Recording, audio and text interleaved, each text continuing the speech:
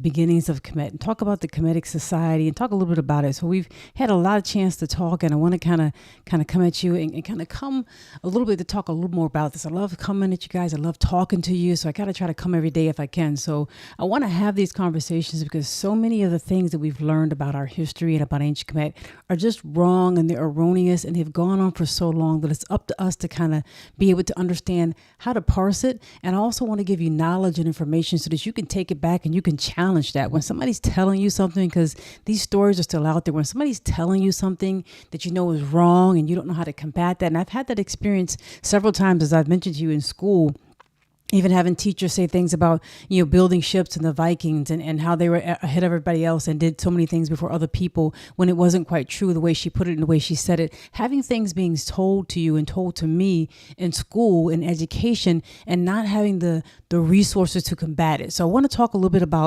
today about Dynasty Zero. Maybe you guys know about Dynasty Zero, and a little bit about just the rise of ancient Kemet and kind of have a little conversation around it. I know you guys have a lot of comments, a lot of good things that are down there in the whole comment section there, and that we can talk about this, and that you guys have a lot of good things to contribute. So please feel free to share in this, and thank you so much for those of you who buy my books and have asked about them. I very much appreciate it. If you check out Danita Smith on Amazon, you can see a whole list of books, and I have some resources down there in the description as well that we can talk about. So I want to kind of jump into this. I want to talk about the beginnings of ancient Kemet, and I want to kind of jump into this from a couple perspectives, because as we look at it, we kind of see this wonderful, Narmer palette here that was found in Nekhen, which is in the center of the whole development, if you will, of the early part of Kemet. And what do people talk about it? People look at this a lot of times and they show this and they say, this is an example of how ancient Kemet, started right away, how it came out of nowhere. And here is the first king who united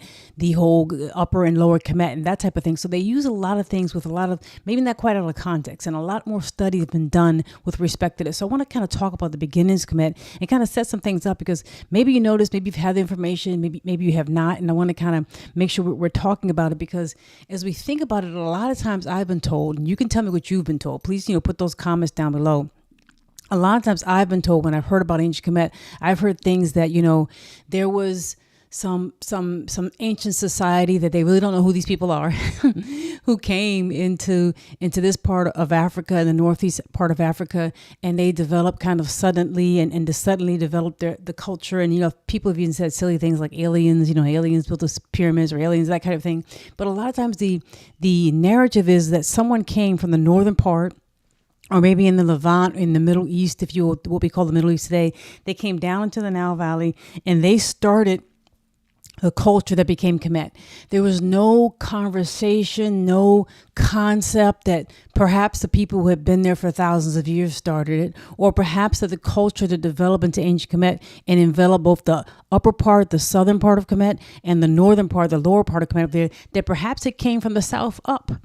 Perhaps it wasn't a northern group of people or a northern group of people that went and engulfed the south. Perhaps it happened the other way around. Perhaps were people from lower Nubia involved, people from Nubia and the whole Nile Valley. That was just never even identified and talked about. And if you read a lot of ancient, just Kemetic resources and history about it, and even you read about ancient Nubia, and if you read George Reisner, maybe you've read George Reisner and read about Kerma, which is in modern day Sudan now, and it is around the third cataract of the Nile. If you read a lot of his early writings and how he identified the A group Nubians and did a lot of studies for at the University of Chicago and various places like that, did a lot of studies in the Nile Valley and in the places that were just below Upper Kemet and Lower Nubia and farther south than that in Upper Nubia. If you read a lot of his stuff, he said a lot of things that were wrong, right? God bless you. They came from Sumer. Okay. If you I hear you hear a lot of things. You have people saying things like, he went down into the Nile Valley and he went farther south into the Sudan, and he starts talking about, a lot of the things that he saw that were in ancient Kerma and they were done by African hands. He just said they weren't African. He just said it couldn't have been, and it had to be somebody coming from farther up north somewhere. This could not have been an African population who developed these buildings, who developed these types of things, who had this trade network, who had these temples being built. This must have been something, and it couldn't have been people who were of the Kushite origin. It had to be people coming from farther north, and they had to be older than we thought, because this just couldn't be. And a lot of times when you read some of the old archaeological writings about different things that were taking place, you will find that people talk about just like that. They just literally just walk over, just ignore a lot of things that were in ancient Africa. A lot of things that were being written and done, they just ignore it. They just said it couldn't be, and therefore it wasn't. But as we start to re-examine a lot that has happened, and I want to tell you, you and I are students. You and I are archaeologists. You and I are historians. You and I are people. We're part of the human family. We get to study these things. We get to understand things for ourselves, and that's what life is all about. Human history, all of human history is history. Human history is beautiful, and you have the opportunity and the right to understand these things and to look at these things with a critical eye and to understand them for yourself, and to be able to respond when people give you like nonsense, right? And be able to respond when your children are learning things and they're asking you questions and you want to give them more information, or when you're hearing things in an educational setting that just aren't true or just aren't complete. You can respond that. Years ago, when George Reisner was studying things in the Sudan, and he said that this couldn't be African people who built this civilization, he was wrong. Right. And we didn't have a lot of people to challenge him. There weren't a lot of people who challenged him 2 years later to show and archaeologically show that what he was saying was wrong. It was biased. And so you read a lot of this stuff. I don't care whether it's Ewalish Budge or just a lot of people. You read people and you'll see them saying things that are very racist and wrong and really don't give the full picture. So I want to kind of to revisit that and to keep looking at that. God bless you. How you doing? I'm a very happy. How you doing? Have a good one. How you doing? God bless you. That, you really see a lot of that just not being put up in the right way. So I want to kind of share a couple of things as we look at ancient Kemet and start to look at just how it developed. And I want to spend some time talking about the Naqada culture, because the Naqada culture is the culture that a lot of archaeologists talk about, and they found them basically centering in this area in the southern part of Kemet around these 7 or 8 or 9. And there were more villages and more settlements than that, but they kind of coalesced into about 8 main areas there, right there in the smack dab in the middle, what is Upper Kemet. And there they found a lot of information with respect to how the Kemetic culture developed immediately preceding. Now we know, and let's just say up front, that the people who came from ancient Kemet and started ancient Kemet were there for thousands of years, tens of thousands of years. It was not something where somebody came from out of nowhere and they started this culture out of nothing. That did not happen. The people who were there, the men and women, the human beings who were in that part of Africa for a long period of time were there, and they were part of what became ancient Kemet. They were part of what made that society rise. And there are many things from Nabta Playa thousands of years earlier to the people who were in the Nile Valley, to, you could even go back, as you know, hundreds of thousands of years, even millions of years for human ancestry in that part of Africa and in Africa in general. So the idea that nobody who was indigenous to Africa had anything to do with ancient Kemet doesn't make sense. It doesn't make sense that people aren't there. We know that for thousands of years, tens of thousands of years, people have been inhabiting the Nile Valley. But as we kind of move closer to, to time frame and look at some things, I want to kind of mention some things. And this figurine of a woman right here is as old as 3650 BC. So this would have been made prior to ancient Kemet becoming a country. It would have been made prior to that. And you see a lot of Naqadan culture, and you see a lot of things that were made right around this area where you see Nekton and Naqada and Abydos, or Abydos, however you want to say it, Yebu or Elephantine, El Kab, right there in the center of Upper Kemet, which would have been the southern border of what would become Kemet. That was where the heart of a lot of this culture that they call the Naqadan culture, that's where that culture was at its height. I guess same for Central Africa than the desert. So you talk like they definitely didn't come from Syria. Thank you very much. They came from Africa. So they came from Central Africa. And you think about many different people traveling up and down the Nile. And as you probably know, as you guys know, and you're saying it in the comments to some extent, as you know that The Sahara Desert is a dry area, obviously the driest place on earth now, but is a dry area that over periods of time and changes in our geological climate, it has times when it's had rainy seasons, so it's had some vegetation, pretty decent vegetation, at times when it's dried out like it is now. And at a time, 9 or 10,000 years ago, when it did have vegetation and grassland, you did have people there. You had people in the Sahara Desert that were not necessarily needing to gather around the Nile. They didn't need to gather around the Nile. If you look right there where the words Lower Nubia is, you will know and find that Naphtali is there. And we've talked a lot about Naphtali, that whole area of Naphtali where you find, veneration of cows and burial of cattle and burial of cows. And there was a grassland and you had trees and you had the ability to kind of travel. They were still looking for water, but they had a much different environment 9 or 10,000 years ago in the Sahara. Then you get about 5 or 6, 7,000 years ago, things start to dry out relatively quickly. And people start in droves, if you will, in terms of kind of a smaller drove, but in droves kind of going towards the Nile and gathering around the Nile. And you see all this connection in terms of culture. You see culture with respect to things that are happening in Nectin, which, called Hyrcanopolis. You see things that are happening in Coastal, which is along the border right there in Lower Nubia, right there where the modern day Egypt and Sudan meet. You see things happening in that area. You see things happening all over this area where people are driving together and a culture is developing. It doesn't happen like within a period of 1 year. It doesn't happen within a period of 100 years. It happens in a period of time over and over again. God bless you. Some of the Great Lakes. God bless you.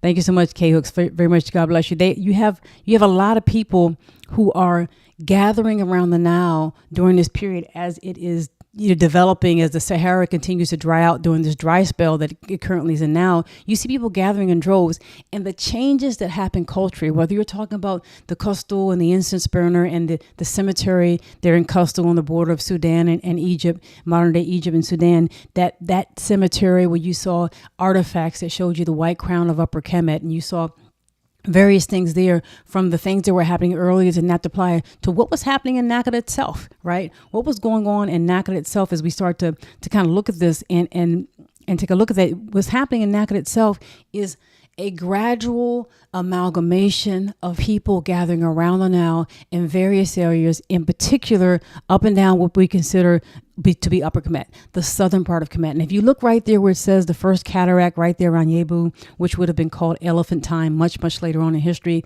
that's the traditional southern border of ancient Kemet. When you get below that, you're talking Lower Nubia, you're getting below that. That whole area, people are gathering around that southern part from Yebu all the way up to Abydos or Abydos there, and Abju, if you want to use the ancient term.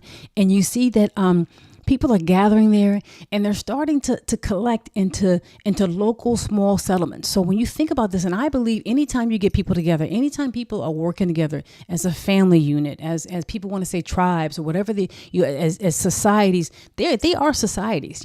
They are societies deciding how they're going to live and interact and eat and share resources and interact with the people next to them. And you see that happening over a long period of time in ancient Kemet. So you will find that Naqada 1 starts to begin. They separate this whole period, and they call it Naqada because it is the center or the central area where a lot of these things are developing. And you get to start to see when we talk about Dynasty Zero and Dynasty 1, you get to start to see these things are happening, and they're happening right around this area. So if you look at this map here and you look at Abydos or Abydos, how you like to say it, and Naqada and Nectin, those three cities become just a conglomeration of other small areas and small settlements that kind of rolled into them, and they become the center of what's happening. It doesn't mean other things aren't happening, beyond that. And you see, we're going to talk about how it develops over time. But those areas right there where Abydos and Naqada and Nectin are, you find them as being significant places in ancient Kemetic history.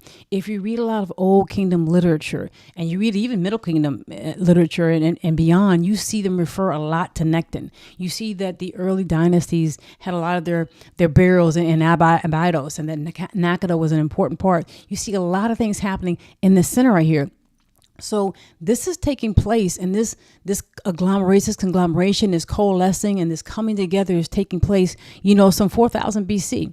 And as they begin to look at this, and I'm talking directly with respect to the culture that gives rise to ancient Kemet. And this is talking, you see people start to come together, some 4000 BC and Naqada 1, and they just call the whole time period Naqada, and they separate it into periods 1, 2, and 3, and they have A, B, and D, so you may have 1A, 1C, that type of thing. So I'm trying to keep it somewhat simple because the time period is the time period, right?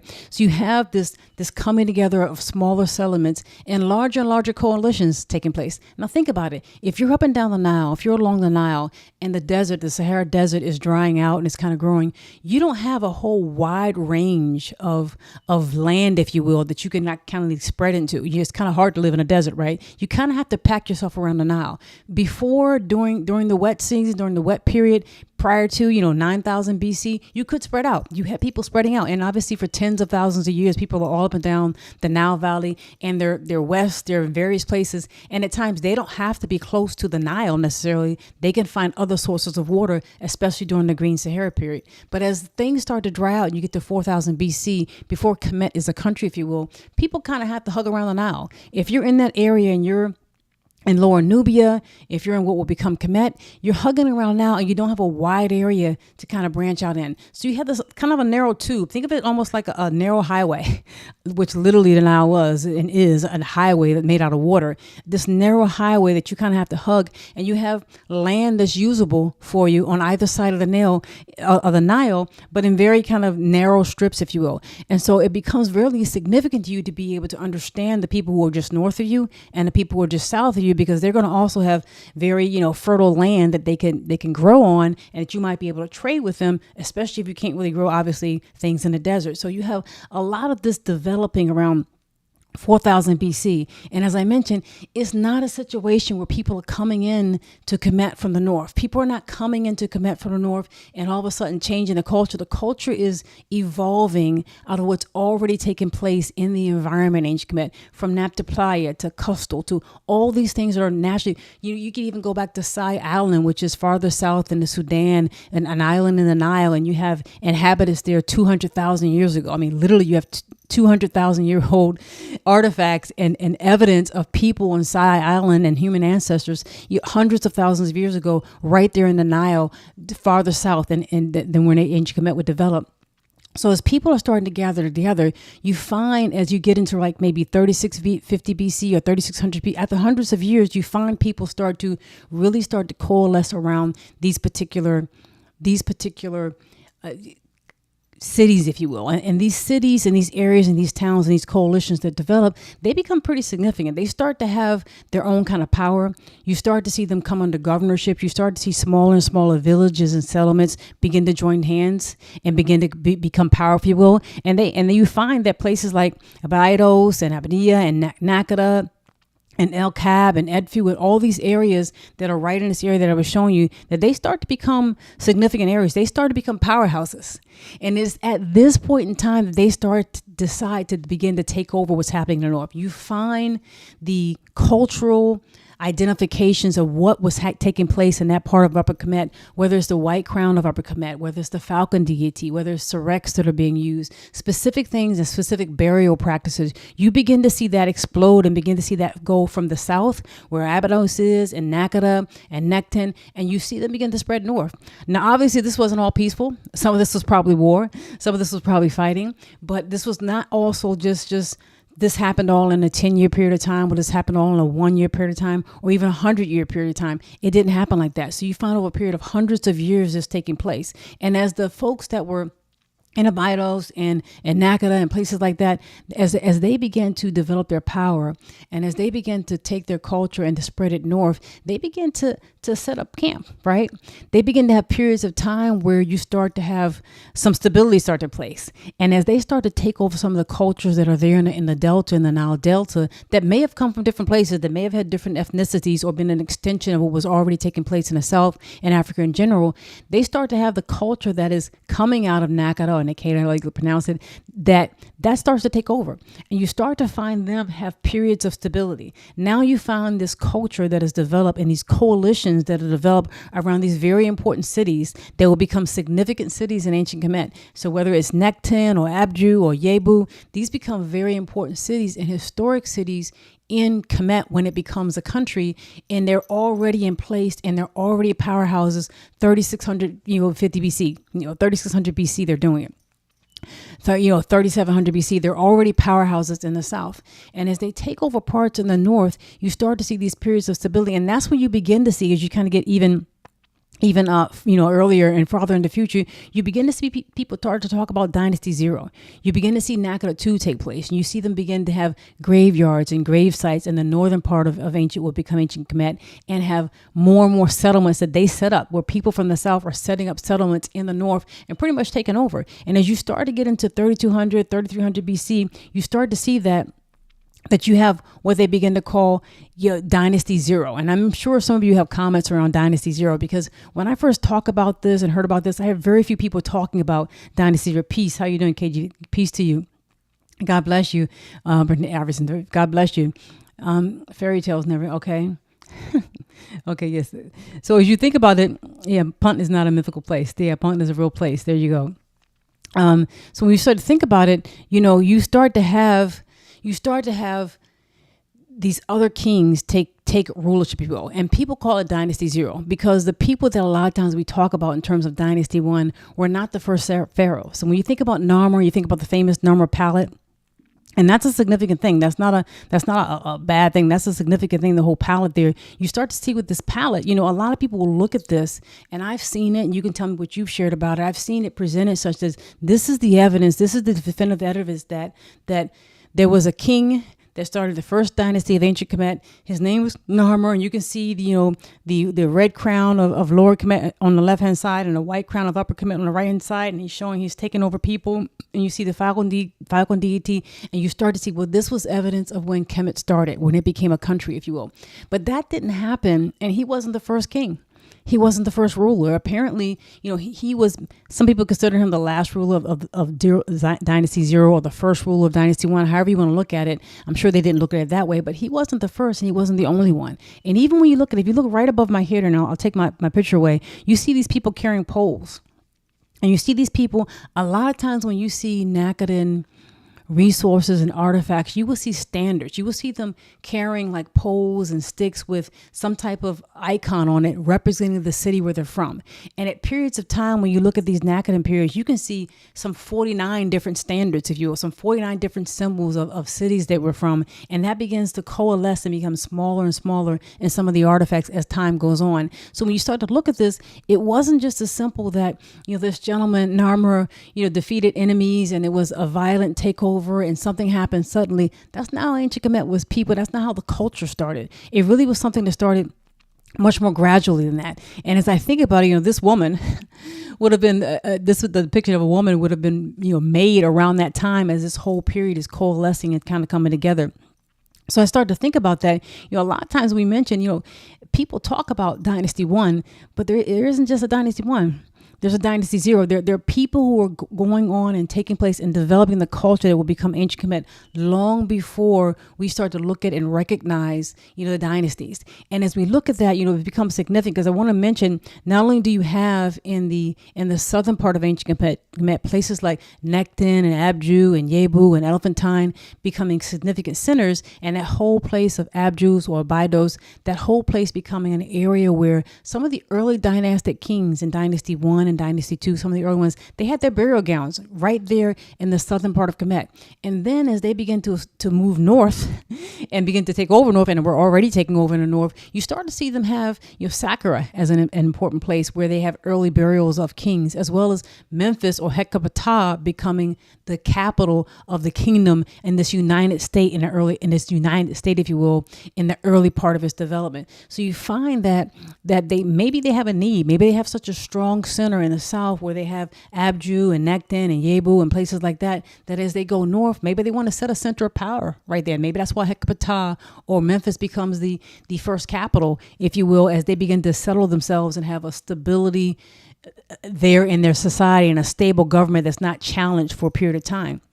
So as I share this, I hope we just kind of think about this and understand that we're talking about a period of almost 1,000 years, maybe over 1,000 years of the development, specifically with the Naqadan culture. This Naqada culture you're seeing develop over a period of 1,000 years. But at the same time that this is happening, you have the A group Nubians, that are within this whole boundary of Upper Kemet. So if you take a look at this map again, when you go right up there around Nekton and above the first cataract, around there, you're going to see A group Nubians at 3800 BC. So right smack dab in the middle of this Naqada culture are Nubians. And that doesn't mean that the people who were there were not Africans and not indigenous. It doesn't mean that they weren't black Africans. The people there, it just mean that you have an additional Nubian culture that's right there, that's in Upper Kemet, before Kemet becomes a country, right there at the same time when this culture is forming. And the symbols that you see, the symbols that we were just looking at, become significant to me. And I kind of wonder what your thoughts are as we look at that. The symbols with the falcon deity that you see there, the cow-headed deities up there with, with respect to head Haru. The whole idea of Haru, many of the Dynasty Zero kings and the Dynasty Zero pharaohs, and many of them had the name Haru names. When you read Old Kingdom and Middle Kingdom and New Kingdom kings, you're going to find them. They were the Haru Ahmo. So they were the Haru this, and they had Haru names, they had a golden Haru names, they had several names that they went by, but Haru names were being used way back when this culture was forming, way back in Dynasty Zero and Dynasty One. They're calling themselves Haru. The whole idea of the falcon deity, the whole idea of deifying, the cow and the cattle, and that being a sacred animal and a sacred symbol, that idea, that is already in place. And the white crown of Upper Kemet, it's already in place, and it's already in place in Coastal. And this is taking place over a period of 1,000 years. So I wanted to share that because a lot of times historians, we do ourselves a disservice. We like to talk about history as if it was this one point, this line in the stand. And that man, usually it's a man, sometimes it's a white man, but usually it's a man, usually a white man. That man started this. That man is the father of medicine, right? When people were doing logical approaches to medicine long before Herodotus was born, or before Hippocrates was born, that man is the father of history. People were doing all kinds of things in terms of documenting things with respect to, this whole palette is a documentation of history. This man is the father of history. That man created that. We like to do that. We like to draw lines in the sand to make it appear as if nothing was happening before this particular person showed up, or this particular man did this, or this particular person of a particular ethnicity did these things. And that's just not how things happen. When you look at things, you look at life, it's really that a lot of people contribute to it.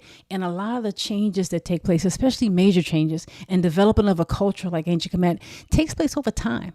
And it took place over thousands of years to develop it, until it came to the point where this culture grew up, solidified, came out from the south, took over the north, and began to develop a stable government that would last. Many attempts were made, but they began to develop a stable government that would last. And then that's when we call it Kemet. We really began much earlier than that. So I just wanted to share that. I'd love to see what you're saying in the comments. I'll kind of take a look at some of what you're saying.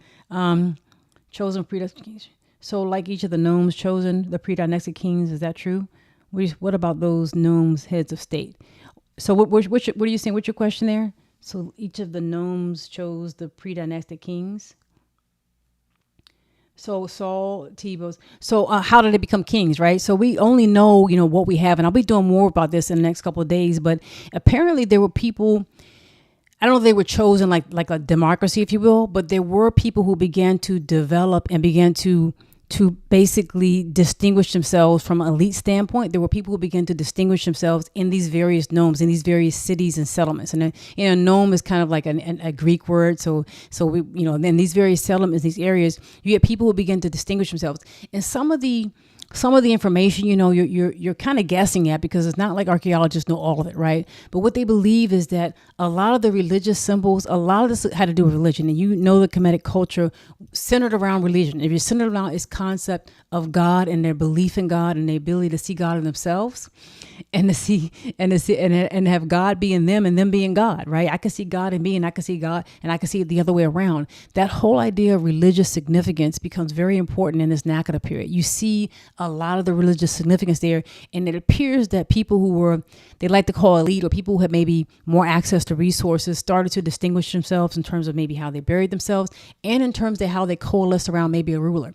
So the ruler began to take on the concept of Haru, and at this time it may not have been Haru within the standpoint of the son of Asar, but Haru the elder. If you've heard about Haru the elder, who was one of the pantheon and one of the children of Geb and Nut, that the king, even at this time, this symbol of the white crown and the falcon deity that you see in Coastal and you see in Naqada are in place. And apparently there was some relationship between the people who were rulers and seen as being divine rulers and the elite people, the society that supported them. So whether that person was chosen by the elite or chosen because they had some special ability, or maybe they had leadership ability and qualities, whether there were also factors such as the ability to pull resources together, because you're talking about having to go gather around the Nile during a time when the Sahara Desert is drying out and it's very arid. There are going to be times when the Nile is not going to be inundated very well. There are going to be times when people are hungry, right? And what do? That whole process of Kemet learning and developing ways to create dams and storehouses and to put things in place where they would make sure they don't run out of food. They had to come from somewhere. And it would have been there for thousands of years, but it would have also been new for people who would have come as desert dried out and come to the Nile new to themselves. So they would have had to develop techniques to make sure they survive. And if you remember yesterday, in the video I did yesterday, I talked about one of the administrators, Rekhmire, and how he had people counting on a regular basis. They went every so often. They had to count in their prospective areas and see and measure how high the Nile was. So I think it was every 10 days they measured, and after a certain period of time, they gave him reports in terms of where the Nile was at a particular point in time, so they would know. So you would imagine that being a ruler at that point in time, some 3,600 years BC, that the ability to pull resources, to make sure people are not starving, to be able to protect yourself, because how do you know somebody else is not going to take over your area and take over the arable land and the fertile land that you may have control of? That becomes a significant thing. So whether or not they were elected or they stepped up, or the people who had resources themselves went behind and backed a person, all of those things were probably factors in terms of how they chose a king. But it's clear that the idea of their religion, the idea of God and the king being a divine representative of God, the whole idea of the king being a Haru and being divine and holy was there in place in Naqada before Kemet becomes a country. So when you think about hieroglyphics and you think about writing, you think about the calendar, right? Think about the calendar and think about their religion. Those things were already in place before Dynasty 1 or maybe even before Dynasty 0. Those things were already in place, which lets you know that these people were working these things out, that these people who were around these areas and coalescing around, they were working these things out. They were doing the math, guys. They were doing the mathematics. They had to be doing the mathematics, some of the geometry, some of the statistics, some of the hard work you need to do to figure out, how do I live in this environment and have enough food so that everybody can eat and make sure our resources last us and make sure we gather more land and we don't get taken over and that we can still be prosperous. How do I do that and survive and live? And they did it. And they coalesced and they got more and more villages and settlements in their control and under their purview. And then they went and they took over. They went and took over the north and did the same thing there. So I don't know if they were elected or if all of those factors probably kind of fed into who became king and what the king represented from ancient Kemetic time. So thank you for that question. Hopefully that answers. Greek Magi. Okay. Primary sources, pyramid text, coffin text. And there's a really good resource if you want to take a look at it, if you want to download it. There's a really good resource called Before the Pyramids, and the University of Chicago put that out. So they have a whole series of essays and articles that are written in this document. They have this called Before the Pyramids, where they examine a lot of these things. They look at pre-dynastic culture. They look at the relationship of Nubia and Naqada and places like that, the relationship of the Levant and Syria to Naqada, places like that. So it's a very good resource, and I've done a lot of reading with that. So I'd recommend that as well as other things. Quibble did a lot with respect to Heracleopolis and Necton. You can read a lot of that. So those are some resources that you can go to if you want to read more about this and some of the archaeological things that were done with respect to that. So medical answer Cheikh Anta Diop. Anything about Cheikh Anta Diop, please. I love reading anything about Cheikh Anta Diop. Please do it. So always look forward to your streams. I appreciate it so much. Appreciate that. Thank you so much. Thank you. And so I'll put that in there. Before the Pyramids is something you can look at just so you can see it. Just so you can. And this is University of. If you want to take a look at this, you can read this if you want. I just want to share with you, and it's a great resource. You can kind of.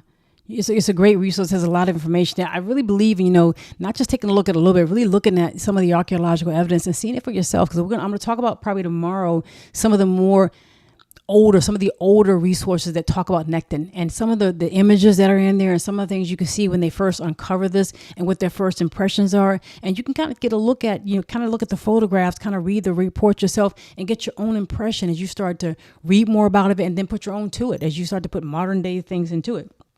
So written mechanics of ancient Egyptian. Okay. I have a written mechanics of ancient Egyptian magic. Okay. Okay. I'll have to check that out. So that will be written mechanics. Okay. I have to check that out.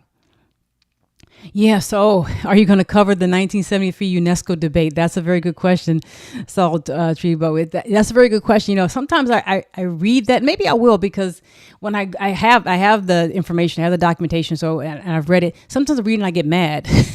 You read that because it becomes so obvious, and it's so silly that, you know, Sheikh Anta Diop and the team that was with him came so well prepared to that, and the other people came so not prepared. And when you read the rest of because I have it, I wish I pulled the book up in front of me because I have it upstairs. And when you read the rest of that, you see some of the things that they mention with respect to Kush and Kerma and the way they talk about the rest of the Kemetic history. Sometimes they're missing stuff. So it gets me a little bit mad because I'm like, you know, they're missing some things here that obviously are here that are true and that we know now to be true. And it's not like some of it, you know, they may not have had the information in 1973, but some of it they did. So I feel like, you know, it's written in a way where they're still kind of giving deference to the old way of doing things, and somewhat with a racist and a biased tense versus, you know, kind of including what some things they could have been saying differently. So maybe I'll talk about that bit. It does make me kind of mad sometimes when I read it, but maybe we'll revisit that because that Sheikh Anta Diop makes some very, very powerful points there.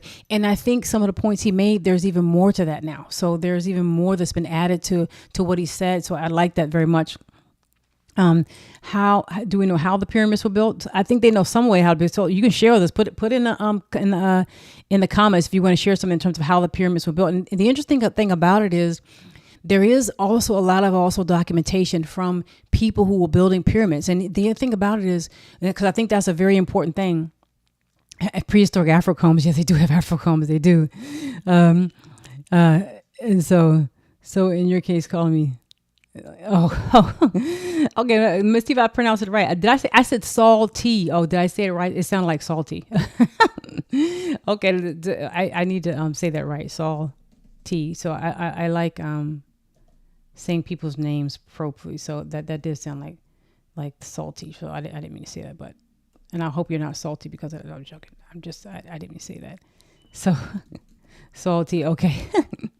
So when you think about how the pyramids were built, one of the things that's good, I think, about archaeology and reading about ancient Kemet is to try to think about and read like more than one thing, because as I read it, there are other people and other pyramids that were built other than the Great Pyramid. So if you read, and we'll talk about a little bit, if you read about the autobiography of Winnie, which we will probably talk about one day very soon, he talks about gathering resources and stones and particular types of stones from the southern part of Kemet and going into the eastern desert and going down into Lower Nubia. He talks about gathering those stones for the pyramid of the kings for which he was working.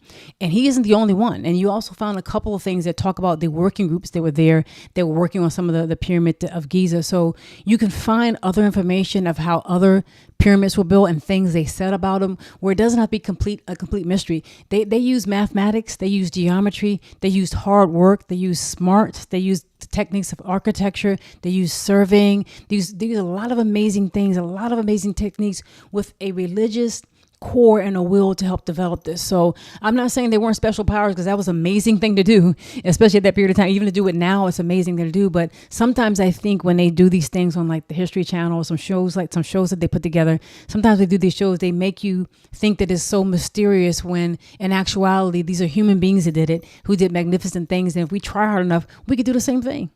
If they did it back then, we could do it now. If we think, and that's one of the things I believe when it comes to history and our ancestors, if you believe they were great, you should be great now. Because that's one of the biggest testimonies that you have that we have to our ancestors, is that we can do it now. If they did it, they were showing they did that in their time. They did what they were supposed to, and they passed the baton on to us. We should be able to do it now. So if human beings did it at any point in time in history, we should be able to do it. And that's our great testament to them. And I think that a lot of children or younger people who don't have an idea of what they can accomplish, or maybe they don't feel good about themselves, they don't have an understanding of their history, and they don't have an understanding of who they are and what they're capable of. So I don't look at it in terms of like a mysterious thing that can never be replicated. If they did it, they showed us how. And if you're great, you can be great just like they were. It doesn't have to just be back in time, a long time ago. We can be great today. I very much believe that. So I want to kind of call there. I so much appreciate you sharing and some of the things you talk about. I'll be looking at the comments below, and I'll be coming back tomorrow, probably talking a little bit more about nectar tomorrow, but coming back tomorrow to do another one. Thank you so much for listening. God bless you, and I'll talk to you soon.